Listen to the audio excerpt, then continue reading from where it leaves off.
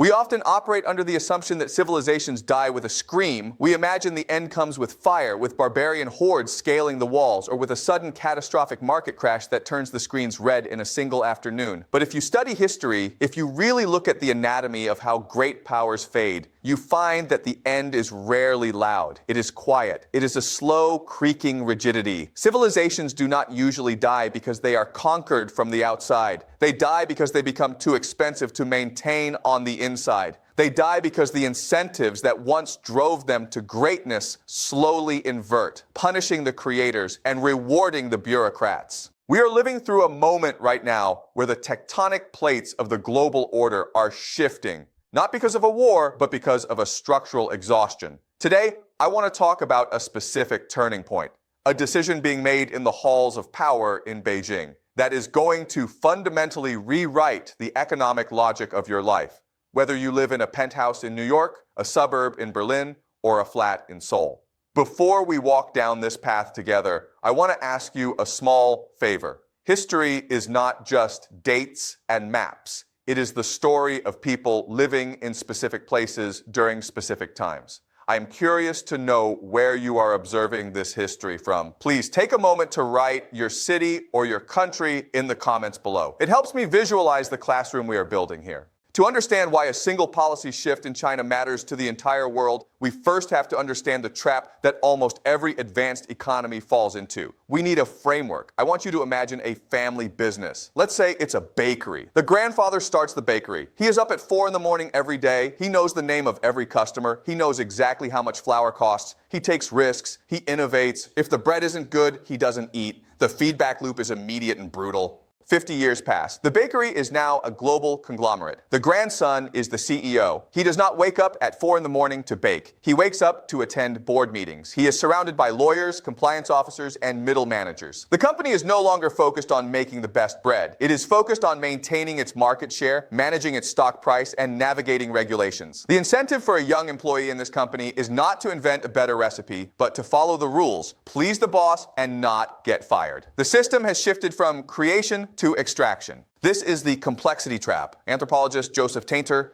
famously wrote about the diminishing returns on complexity. As societies grow, they build institutions to solve problems. We build armies, tax agencies, welfare systems, and regulatory bodies. At first, these institutions create huge value. They provide safety and stability. But eventually, the cost of maintaining the institution exceeds the benefit it provides. You have to run faster and faster, spending more money and energy just to stay in the same place. This is the state of the Western world today. We have built an incredibly complex global system, but it is heavy. It is burdened by debt, by demographic decline, and by a loss of vitality. We have swapped industrial capability for financialization. We have swapped the hard work of making things for the easier work of moving money around. And for the last 30 years, there was a global arrangement that allowed this to happen. It was a symbiotic relationship between the consuming West and the producing East, specifically China. The deal was simple, even if it was never written down. China would suppress its own wages, destroy its own environment,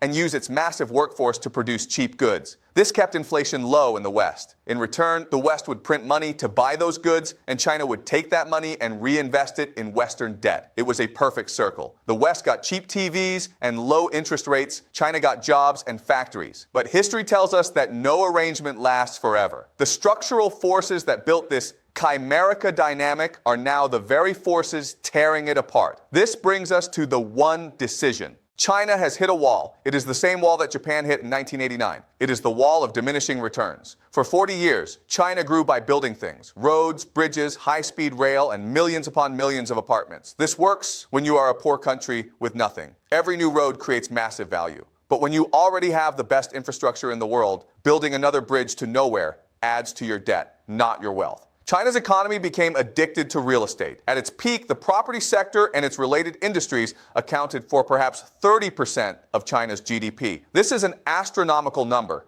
It meant that the primary way Chinese families stored wealth was in empty concrete boxes in the sky. It meant that local governments relied on selling land to developers to fund their budgets. It was a massive engine of growth, but it was a Ponzi scheme of complexity. It required endless credit expansion and the assumption that prices would always go up. Now, the bubble has burst.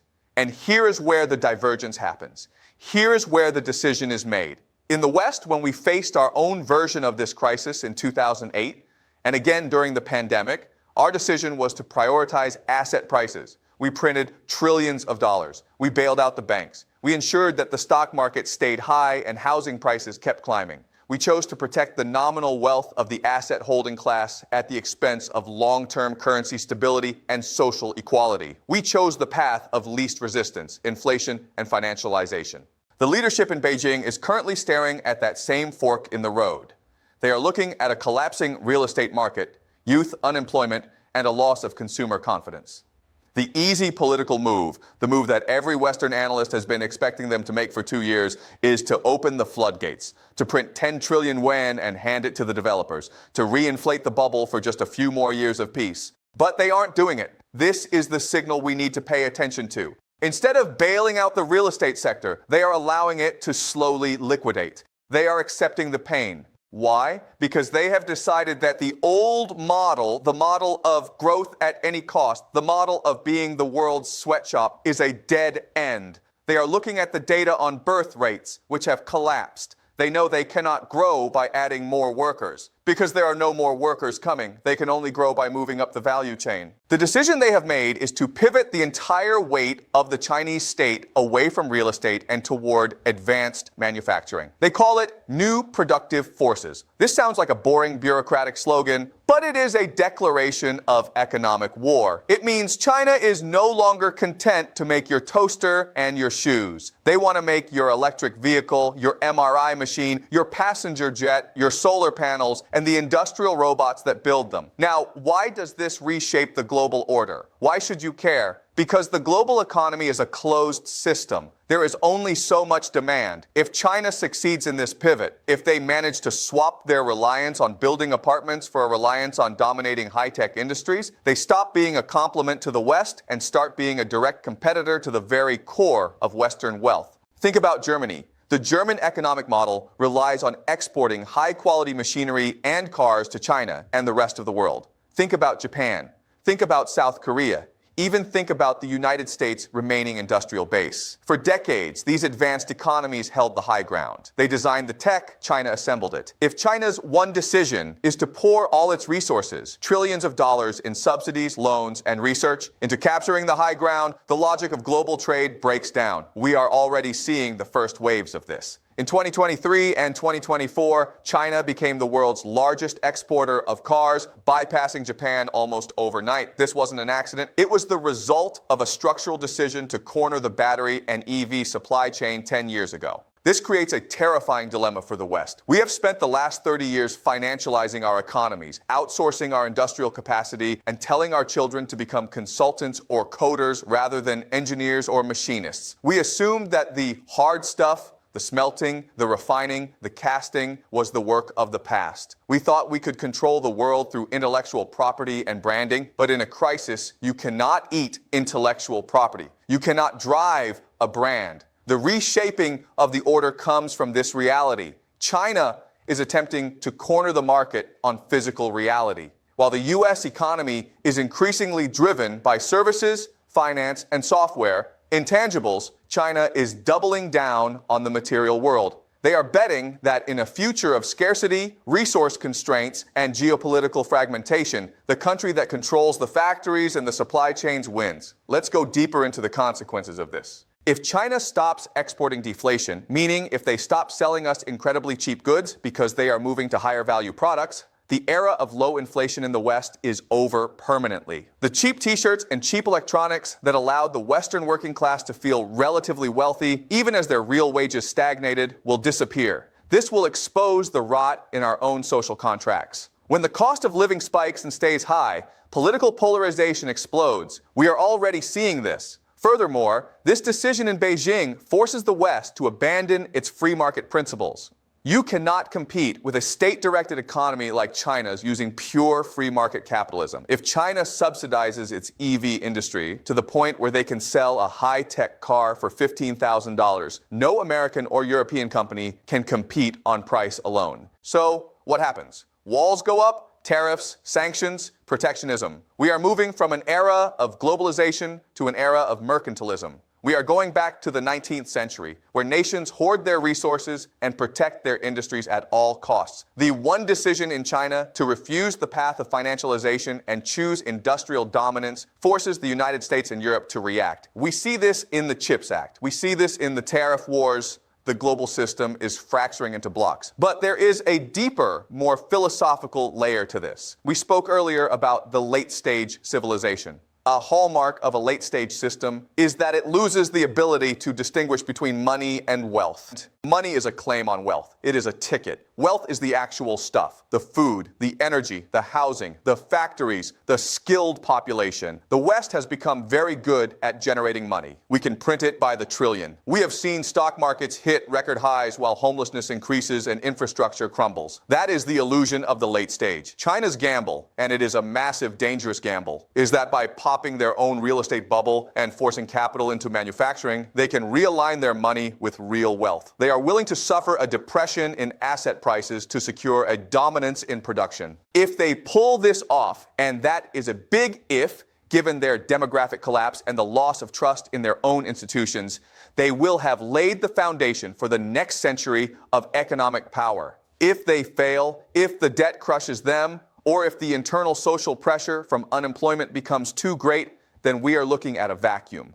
A collapse of the Chinese economy would not be a victory for the West. It would be a deflationary black hole that would suck the global economy in with it. So where does this leave us? Where does it leave you? I want to step back from the geopolitics and look at the human element. We often feel anxiety when we look at these large forces. We feel small. We see the headlines about trade wars and debt bombs, and we feel helpless. But understanding the pattern removes the fear. When you understand that these are not random events, but the mechanical grinding of a historical cycle, you can stop reacting emotionally and start preparing rationally. The era of easy growth is over. The era where you could simply put your money in an index fund and expect the world to be 6% richer next year without any effort is likely closing. We are entering a period of friction. This shift suggests that value is going to return to the physical. Skills that involve manipulating the real world, farming, fixing, building, engineering, caring for humans, will likely become more valuable than skills that involve manipulating spreadsheets. As the global supply chains fracture, local resilience becomes the only metric that matters. The one decision in China is effectively a bet that the future belongs to those who control the atoms, not the bits.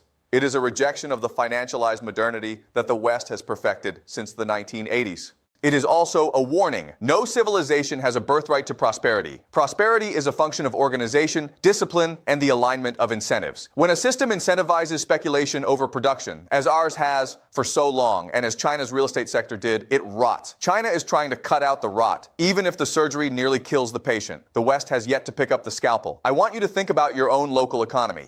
Look around your city.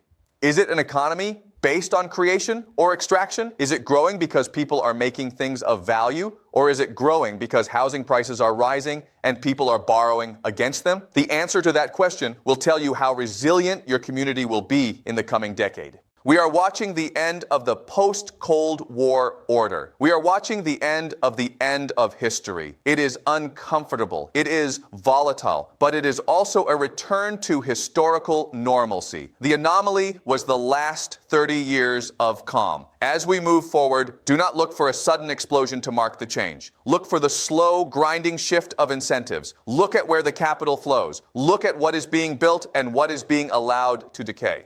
The decision has been made. The pivot has begun. The question is no longer, will things change? The question is, are you watching the right things? Thank you for your time and your attention. If you found value in this analysis, I would appreciate it if you could share this discussion with someone else who senses that the world is changing but can't quite articulate why. And I will see you in the comments.